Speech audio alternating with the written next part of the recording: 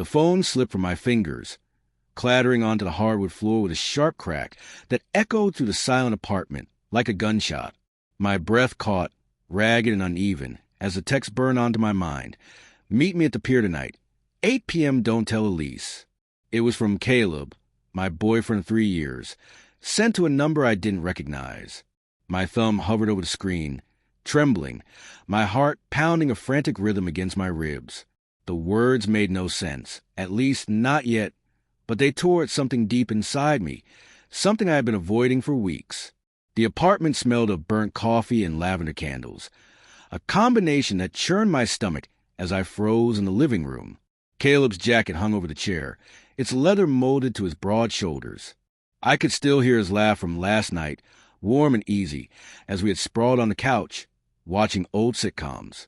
Now that memory felt fragile, like it could shatter at any moment. I picked up the phone. The screen spiderweb with cracks like my thoughts. Fractured, chaotic. Why the pier?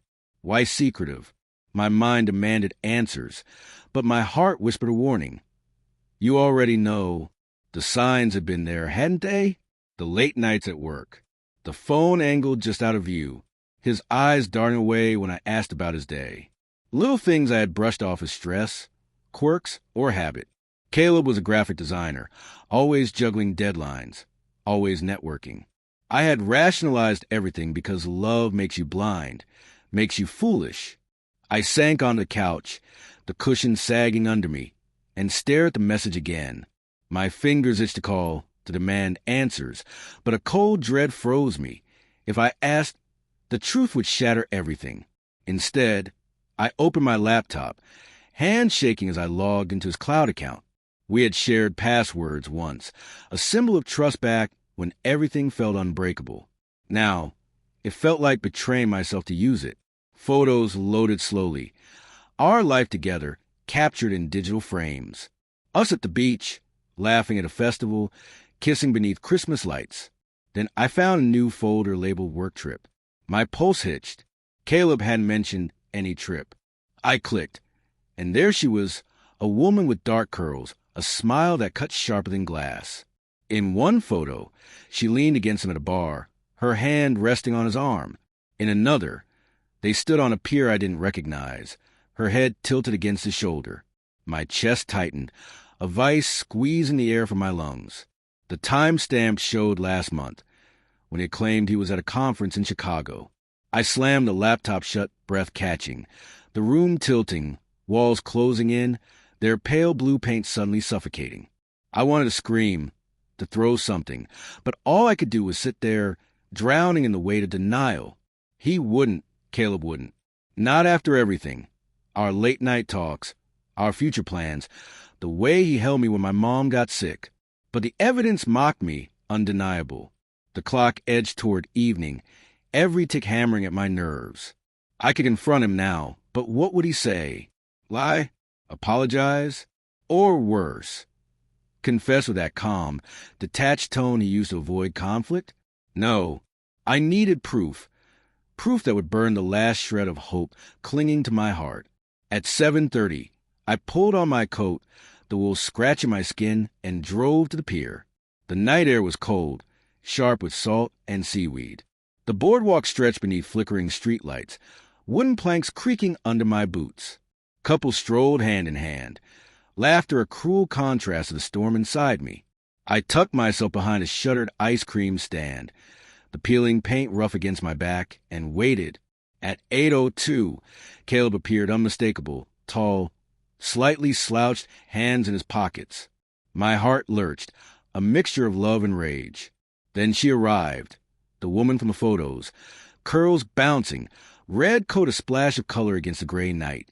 She hugged him too long, too close, and he didn't pull away. My nails dug into my palms, drawing blood as I watched them on a bench. Heads bent together, whispering. I couldn't hear the words, but their bodies screamed the truth. Her hand brushed his knee. He smiled, soft and intimate, the way he once smiled at me. Tears blurred my vision, but I forced myself to memorize every gesture, every betrayal. I wanted to run, to scream, demand answers, but I stayed hidden, a ghost of my own life. She laughed, loud and sharp, and said something that made his expression flicker. Guilt, fear, or both. For a moment, I thought he saw me. My breath caught, but his eyes passed over my hiding spot, unseeing. They stood. She slipped her arm through his and led him toward the parking lot. I followed silently. Footsteps light, heart drumming with fury and grief. They stopped at a sleek black car. Hers, I assumed. She leaned close, voice low but clear. You need to tell her, Caleb. This can't go on. My stomach dropped. I know, he muttered, hand running through his hair, a gesture I knew too well. I don't want to hurt her. Hurt her? She scoffed bitter. You're already hurting her. Every lie breaks her more. I wanted to hate her, but her words mirrored my own thoughts, a cruel echo of my pain. Caleb sighed, shoulders slumping. I love her, Mia, but I love you too. The world tilted. Love. He loved her. The confession hit me like a physical blow, knocking the air from my lungs. I stumbled back, boots scraping gravel. They turned, and I stepped forward, deliberate, voice steady despite the storm inside. Perfect, I said cold. You orchestrated this little performance, Caleb. Now let me make it real. Mia stepped back, eyes flickering with guilt. But I ignored her. This was about him. About us. How long? I asked, voice trembling. Cracks betraying my composure. Elise, he began, but I cut him off. How long? 6 months, he admitted, whispering. 6 months of lies, stolen moments, a secret life while we plan a future. The poison of betrayal spread through me. I turned to Mia, bravado gone. Did you know about me? She nodded, lips tight. I told him to end it. I don't want to be the other woman.